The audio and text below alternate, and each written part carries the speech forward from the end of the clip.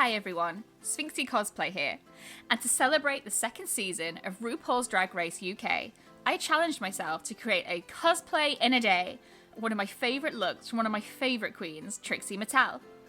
Will I make it? Start your engines. Let's go. I'm starting with the skirt of IQ Kitty's iconic yellow dress, with some cotton that I bought before the lockdown. And the fabric's important here because it needs to be able to hold a pleat. So first up is the waistband, and I'm simply measuring my waist and cutting out a strip to fit around that. And I'll warn you in advance, because this is cosplay in a day, you're going to see some pretty maverick sewing and cutting in this video. To make the pleated skirt, I do some very precise calculations to work out how much fabric I'll need. Spoiler, it's a lot. And I cut it out using my rotary tool, which I just cannot recommend enough. I pin the box pleats in place, and I make sure they're spaced out evenly at 10 centimeters. Then the bit I hate, ironing them.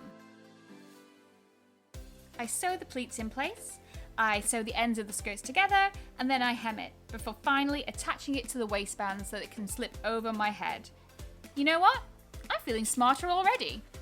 In fact, fun fact, the dress Trixie actually wanted to wear as IQ Kitty would work on camera, so she borrowed this one from Ben de la Creme. That was fun, right? For the top of IQ Kitty's dress, I'm measuring myself again to make sure I get the right size, and then I cut out a square from my fabric. I finish the edge by folding the fabric over twice to make a nice hem and sew that in place. And top tip when it comes to sewing corners, just leave the needle of your sewing machine in the fabric, lift the foot, turn it, drop the foot again, and voila, nice sharp corner.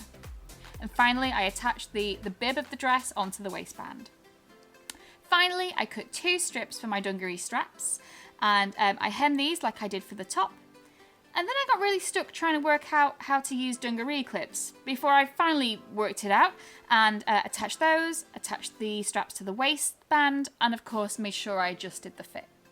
Let's not forget about her heart, which I just trace and cut on a piece of white felt and stitch onto the top like an applique.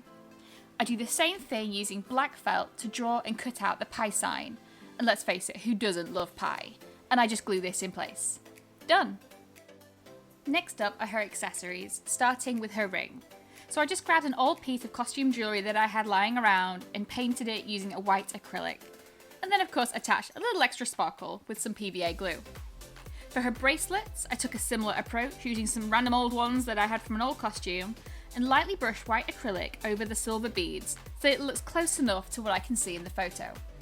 The last thing to make are her earrings, so I'm cutting circles from some 5mm EVA foam as a base. And remember guys, keep your knife sharp. A quick sand tidies them up, and then I blast them with heat and use PVA glue to seal them. The white acrylic comes out again, and I coat each earring before I live my best drag life covering them in gems. By the way, you can see how dark it was getting because I live in the UK where the sun sets at like 3 o'clock in the afternoon in winter. So I postponed the rest of the cosplay until the next day. So this kind of became cosplay in a day and a bit. Anyway, that's the crafting done. So on to the finishing touches. The boots are some very old ones that I bought off Amazon years and years ago for a very old Vegeta cosplay, so I can reuse those.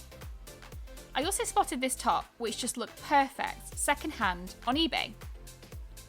Ditto for these fabulous glasses, which just look spot on. After all, I need huge glasses for those huge lashes. So all that remains is to style her wig, and I'll be using a vein from Coscraft in soft pink. Now the mission with the wig is volume, and I'm going to start at the front by separating out a band of hair along her hairline or along the lace that will form what I'm going to call her fringe. And then I'm just going to braid the rest of the hair back to keep it out of the way. Bit by bit, I slowly tease and backcomb the hairs to build up a nest of fibre that the fringe will ultimately sit on. And it's going to look terrible, but that's until you start smoothing out the final bits of hair over the wig, locking it in place with some strong hairspray.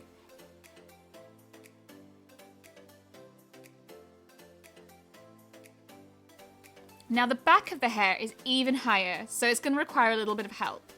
So I cut what I can only describe as a pink banana out of pink felt, and I sew it and I stuff it and I stitch this in place behind the fringe. so that I can then style and glue and smooth the rest of the hair over it to get the height I need. So all I have left to do is get ready and drag up my life.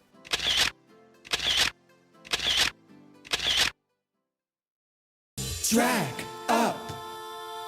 up your life, drag up your life. Beauty and intelligence in one combined, serving body to the fifth power to the cosine.